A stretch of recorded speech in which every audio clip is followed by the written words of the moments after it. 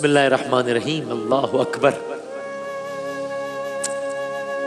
اس segment سے، اس کی theme سے تو آپ سب واقف ہیں، تو آج یہ پس منظر میں آپ کو کوئی ستارہ، سیارہ، سورج، چاند نظر نہیں آ رہا، بلکہ کچھ صحرا نما کچھ چیزیں نظر آ رہی ہیں۔ اس کی کیا وجہ ہے؟ تو اس کی وجہ یہ ہے کہ آج آپ کی خدمت میں تھیم وہی ہے، عنوان وہی ہے، قرآن اور سائنس۔ سوال وہی ہے کہ اگر یہ معجزاتی کتاب نہیں ہے تو 1400 سال پہلے اس نے کیا بتایا؟ لیکن بتانے کا مقصد یہ ہے کہ اس نے صرف آسمان کی وسعتوں کا ہمیں نہیں بتایا، صرف سمندر کی گہرائیوں کا نہیں بتایا، اور بھی بہت کچھ قرآن کریم نے ایسا بتایا ہے جو کہ اس کتاب کے سچے ہونے کا بولتا ثبوت ہے۔ بلکہ آج کی جو داستان ہے، داستان قرآن ہے نا ایک انداز سے، تو آج کی داستان تو حالیہ تاریخ کی ہے، زیادہ پرانی بھی نہیں ہے، اور اس کو دیکھ کر لوگوں کا کس طریقے سے دماغ تبدیل ہوا ہے، ایک سچی کہانی بھی ہے یہ۔ گویا سحر میں ہم بیان کرتے ہیں انبیاء علیہ السلام کے خصائص۔ افطار میں ایک ایسی سیریز ہم نے کرانے کی کوشش کی کہ جس کے ذریعے آپ کی خدمت میں ہم عرض کر سکیں کہ کس طرح قرآن ایک معجزاتی آسمانی کتاب ہے۔ بس میں موضوع پر آتا ہوں، وقت کم ہے، مقابلہ سخت ہے، اور ظاہر ایک بڑا چیلنج ہمارے لیے بھی ہوتا ہے کہ اس کو، ان ساری چیزوں کو ہم کوشش کرتے ہیں کہ جتنا اوور سمپلیفائی ہو سکے پیش کریں آپ کی خدمت میں۔ خواتین و حضرات، اسی طرح کے جو بے شمار دلائل ہیں قرآن کریم کے معجزاتی کتاب ہونے کے حق میں، ان میں سے ایک کیا ہے؟ میں شاید جب اگلا جملہ کہوں گا تو آپ کو حیرانی ہو کہ اس موضوع میں یہ کیا بات لے آئے۔ نہ یہ چاند کی بات ہے، نہ سورج کی بات ہے، نہ ستارے کی بات ہے، نہ سیارے کی بات ہے۔ انہی بے شمار دلائل میں سے ایک تگڑی دلیل ہے فرعون کی لاش، ممی جسے کہتے ہیں، یعنی ممی۔ کیا مطلب؟ عرض کرتا ہوں، تقریباً 3,500 سال ہو گئے اس واقعے کو۔ واقعہ آپ سب کا سنا ہوا ہے۔ مصر میں فرعون نے بنی اسرائیل کو اپنا غلام بنایا ہوا تھا۔ موسیٰ علیہ السلام بنی اسرائیل کو فرعون کی غلامی سے نجات دلوانے کے لیے مصر سے نکلے، راستے میں دریا آیا، موسیٰ علیہ السلام نے سمندر میں عصا مارا تو بحر قلزم 2 حصوں میں تقسیم ہو گیا۔ لاکھوں کی تعداد میں بنی اسرائیل سمندر کے درمیان بننے والے عظیم راستے سے گزر گئے، اور جب فرعون کی فوجوں نے، اگر ہم آگے بڑھ سکیں، جب فرعون کی افواج نے اس سے خشک راستے سے گزرنا چاہا تو اللہ تعالیٰ نے سمندر کو آپس میں ملا کر ان کو غرق کر دیا۔ یہ سب نے سنا ہوا ہے۔ یہودیوں اور عیسائیوں کے عقیدے کے مطابق فرعون کی تمام فوج تو غرق ہو گئی تھی، لیکن فرعون کنارے پر ہونے کی وجہ سے ڈوبنے سے بچ گیا تھا ان کے مطابق، اور بعد میں اپنی طبعی موت مارا تھا وہ۔ ٹھیک، آگے بڑھتے ہیں، فاسٹ فارورڈ ہو کے آگے بڑھتے ہیں۔ یہ قصہ ہے آج سے کوئی 100 سال سے زیادہ ہوئے اس بات کو۔ مصر، ایجپٹ، ایک علاقہ دریافت ہوا، کنگز ویلی کہتے ہیں اسے، کنگز ویلی۔ ابھی مناظر بھی آ جائیں گے آپ کی اسکرین پر کنگز ویلی کے۔ تو کنگز ویلی میں کیا تھا؟ یہاں مختلف قبروں میں فرعون سمیت دیگر کئی بادشاہوں کی حنوط شدہ لاشیں دریافت ہوئی کنگز ویلی سے۔ یہ کنگز ویلی ہے، یہ ایسی وادی ہے جس میں قدیم مصر کے لوگ اپنے فرائین کو، اپنے فرعونوں کو دفناتے تھے۔ فرعونوں کو دفناتے تھے کیا مطلب؟ ایک دلچسپ بات یہ ہے کہ فرعون کسی ایک آدمی کا نام نہیں تھا کہ یہ فرعون ہے، یہ شاہان مصر، مصر کے بادشاہوں کو فرعون کہتے تھے، چین کے بادشاہوں کو خاقان کہتے تھے، روس کے بادشاہوں کو زار کہتے تھے، روم کے بادشاہوں کو قیصر کہتے تھے، ایران کے بادشاہوں کو کسرا کہتے تھے، فرعون مصر کے بادشاہوں کو کہتے تھے۔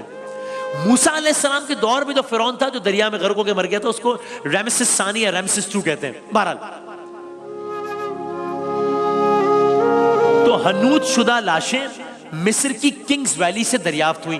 حنوط شدہ لاشیں یعنی ممی یعنی ایک محفوظ کردہ لاش۔ ویسے اب تک دنیا میں جتنی بھی دریافت شدہ ممیز ہیں، ان میں جو سب سے پرانی ہے وہ 6000 سال پہلے کی ہے، بائی دا وے۔ تو میں موضوع پر آ گیا۔ تو جب یہاں سے لاشیں ملی ہیں ان سب کی، آج سے 100 سال سے زیادہ ہوا، تو اس دریافت کے تقریباً 80 سال کے بعد، یعنی 100 سال سے زیادہ ہو گئے کہ لاشیں ملی، 100 سال سے بہت زیادہ ہو گئے۔ اس کے بعد 1981 میں، یہ تو کل کی بات ہے نا، 1981 زیادہ پرانی بات تو نہیں ہوئی نا، یہ 30-40 سال پرانی بات ہے۔ 1981 میں جب فرعون کی ممی خراب ہونے لگی، وہ لاش خراب ہونے لگی، اور لاش تھی مصر میں، تو وہاں فرانس میں جو گورنمنٹ آئی، فرانس میں بھی اقتدار چینج ہوا، فرینچ سوشلسٹ پریزیڈنٹ آئے وہاں پر، تو فرانس نے لیٹ 80s میں ایجپٹ سے کہا کہ آپ یہ فرعون کی لاش اگر آپ ہمارے حوالے کر سکے تو کریں. اب یہاں سے بڑا دلچسپ واقعہ شروع ہو رہا ہے.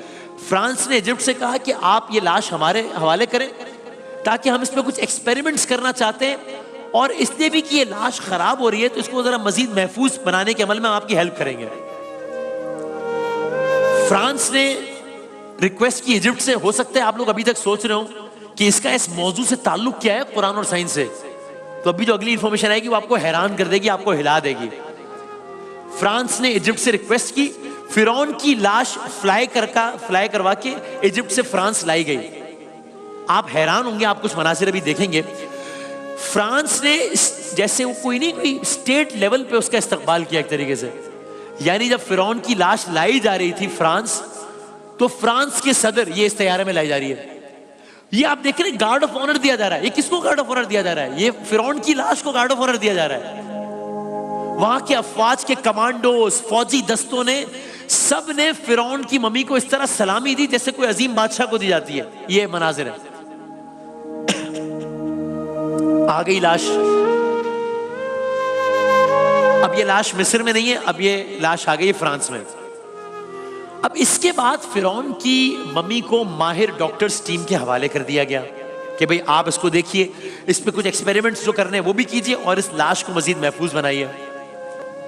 فرانس میں جس ٹیم کے حوالے کیا گیا اس کے سربراہ کا نام ہے ڈاکٹر مورس. اب یہ نام آپ نے یاد رکھنا ہے، ڈاکٹر مورس. اب یہ ڈاکٹر مورس یہ ڈاکٹر مورس یہ سوچ رہے ہیں کہ فرعون کی موت کیسے ہوئی، وہ دیکھنا چاہ رہے ہیں. تو ڈاکٹر مورس نے دیکھا کہ فرعون کے جسم میں تو نمک کی باقیات ہیں. تو نمک کی باقیات ہونے کا تو مطلب یہ ہے کہ یہ اس بات کا ثبوت ہے کہ یہ ڈوب کے مرا ہے. سمندر کے پانی میں نمک ہوتا ہے نا، تو اس سے تو یہ لگ رہا ہے کہ یہ ڈوب کے مرا ہے اور اس کی لاش کو سمندر سے نکالا گیا ہے.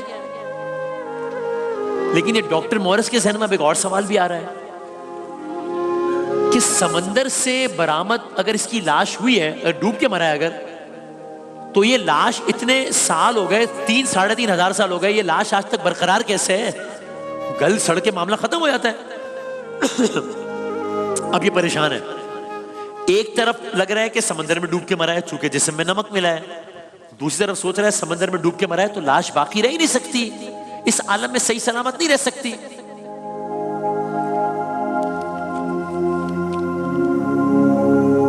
اب یہ زیادہ پرانی بات نہیں ہے، میں نے عرض کیا یہ آج سے کوئی تقریباً 50 سال پہلے کی بات ہو رہی ہے. فرعون 3,000 سال پہلے مرا ہے. ڈاکٹر مورس اسی کشمکش میں مبتلا ہے. اب یہاں سے داستان کا ٹرننگ موڑ آ رہا ہے. ڈاکٹر مورس اس کشمکش میں مبتلا ہیں کہ ان کے ایک ساتھی نے کان میں انہیں سرگوشی کی. یہ عرب نیوز کا ایک آرٹیکل ہے، میں اس کو ریپروڈیوس بھی کر رہا ہوں اس وقت. ابھی وہ آرٹیکل ابھی نہیں دکھاتے، وہ ہم ذرا آگے جا کے دکھائیں گے آپ کو، لیکن میں صرف حوالے دینے کے لیے عرض کر رہا ہوں. اس کے الفاظ بتا رہا ہوں اس آرٹیکل کے، اور بھی بہت سارے حوالے ہیں، میں نے آپ کو ایک عرض کر دیا. ڈاکٹر مورس کے کان میں ایک ساتھی نے سرگوشی کی کہ زیادہ حیران ہونے کی بات نہیں ہے. وہ جو ایک مذہب ہے نا اسلام، جس کے ماننے والوں کو مسلمان کہتے ہیں، جن کی ایک کتاب ہے جسے قرآن کہتے ہیں، جو ان کے ایک رسول پر آئی تھی جسے محمد کہتے ہیں، اس میں لکھا ہوا ہے کہ یہ ڈوب کے مرا ہے، سمندر میں ڈوب کے مرا ہے. اب اسے اپنے کانوں پہ یقین نہیں آ رہا، اسے یقین نہیں آ رہا. کہتا ہے کہ یہ ناممکن ہے، ہو ہی نہیں سکتا. او بھائی مطلب آج سے 1400 سال پہلے کوئی بات کیسے بتا سکتا ہے؟ دیکھیں نا، فرعون مرا ہے تقریباً 3,500 ہزار سال پہلے، ٹھیک ہے جی. لاش ملی ہے تقریباً 200 سال پہلے، اور لاش پہ تحقیق ہو رہی ہے تقریباً 50 سال پہلے.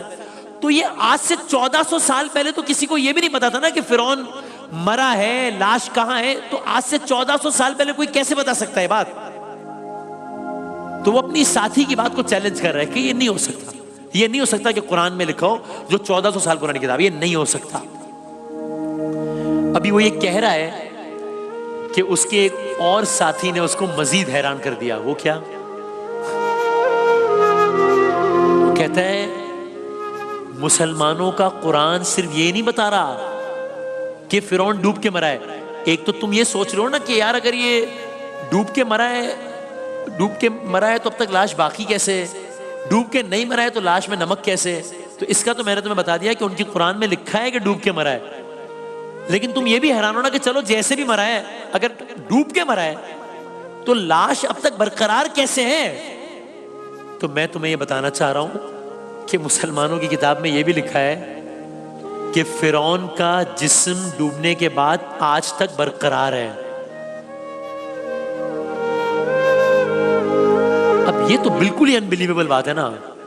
یہ تو بالکل یعنی یہ تو مانی نہیں جا سکتی نا یہ بات کہ ایک لاش جو اس سے ملی ہے جو 3500 سال پرانی ہے، وہ سوچ رہے ہیں لاش باقی کیسے، اور اس کو کوئی بتا رہا ہے بھائی جان 1400 سال پہلے کتاب آئی تھی اس میں لکھا ہوا ہے کہ اس کی لاش باقی رہے گی.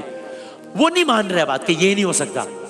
او بھائی اس وقت تو لاش ملنا دور کی بات ہے، دنیا کے پاس اس بات تک کا ثبوت نہیں تھا، بلکہ معلومات نہیں تھی، ثبوت نہیں معلومات تک نہیں تھی کہ جو مصری ہیں یہ اپنے فرعونوں کی لاش کو ممی کرتے ہیں، اس کو سیو کرتے ہیں. ڈاکٹر مورس ساری رات فرعون کی لاش کو دیکھتا رہا، سوچتا رہا کہ جو اس کے ساتھی محقق نے اسے قرآن کے بارے میں بتایا تھا. اب تک کیا ہے معاملہ کہ ڈاکٹر مورس ایک سوچ میں مبتلا ہے، اس کے سامنے ایک دعویٰ ہو گیا ہے، اس نے اس دعوے پر ابھی دلیل مانگی ہے، اس نے اس دعوے پر یہ کہا ہے کہ نہیں میں یہ یقین نہیں کر سکتا، یہ ایسا ہو نہیں سکتا. اب کیا یہ ڈاکٹر مورس آگے جا کے خود قرآن کریم کھول کے دیکھے گا کہ اس میں ہے یا نہیں؟ اس بات کو مانے گا یا نہیں مانے گا؟ اور واقعی قرآن میں کیا ایسا کچھ لکھا ہے کیا جو اس کو اس کے ساتھی نے بتایا تھا؟ اگر قرآن میں لکھا ہے تو کہاں لکھا ہے، کیا لکھا ہے؟ صاف الفاظ میں لکھا ہے یا چھپے الفاظ میں لکھا ہے؟ اور ڈاکٹر مورس اگر یہ کتاب کھولے گا جس کو قرآن مجید کہتے ہیں تو اس کے بعد وہ کس نتیجے پہ پہنچے گا؟ وہ اپنے ساتھی سے کہے گا کہ تم نے غلط کہا تھا، قرآن میں ایسا کچھ نہیں لکھا، یا اگر واقعی قرآن میں لکھا ہے تو پھر ڈاکٹر مورس کا کیا رد عمل ہوگا؟ اب یہ سارے سوالات ہیں، ان کے جوابات کل عرض کریں گے انشاءاللہ.